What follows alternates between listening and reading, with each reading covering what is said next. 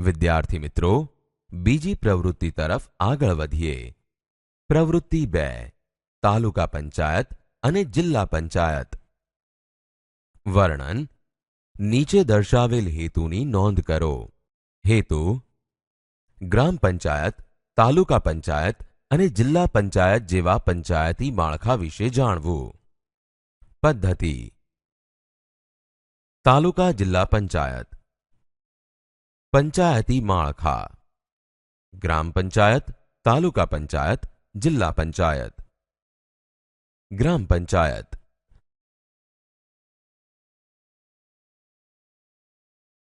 ગામડાઓ માટે ગ્રામ પંચાયત અને શહેરના સંચાલન માટે નગરપાલિકા અથવા મહાનગરપાલિકા કાર્ય કરે છે. આ સંસ્થાઓ આપણા સૌ માટે ખૂબ જ ઉપયોગી છે. વહીવટ સારી રીતે ચાલે, લોકોના પ્રતિનિધિઓની મદદથી વધુ સારું કામ થાય, આ માટે વસ્તીને આધારે વિવિધ ભાગ પાડવામાં આવે છે.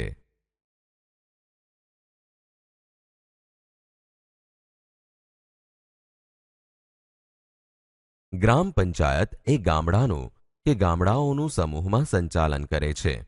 ગ્રામ પંચાયતમાં વહીવટી વડા તરીકે સરપંચ હોય છે. તાલુકા પંચાયત.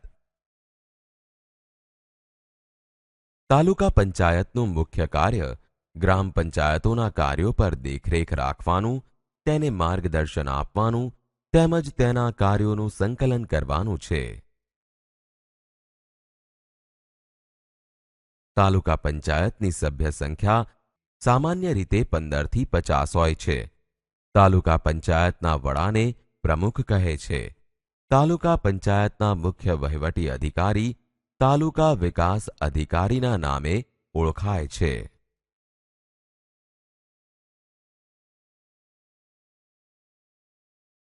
જિલ્લા પંચાયત.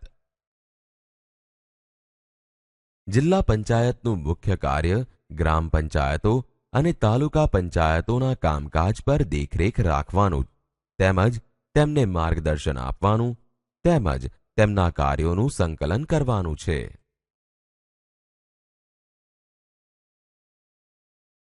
જિલ્લા પંચાયતની સભ્ય સંખ્યા 30 થી 35 જેટલી હોય છે. જિલ્લા પંચાયતના વડાને પણ પ્રમુખ કહે છે. જિલ્લા પંચાયતના મુખ્ય વહીવટી અધિકારી જિલ્લા વિકાસ અધિકારીના નામે ઓળખાય છે. તો વિદ્યાર્થી મિત્રો, હવે આપણે નિર્ણય લઈશું. આપણા દેશમાં પંચાયતી માળખું છે જે 3 સ્તરનું છે, જેમાં ગ્રામ પંચાયત, તાલુકા પંચાયત, જિલ્લા પંચાયત જેવી સંસ્થાઓનો સમાવેશ થાય છે.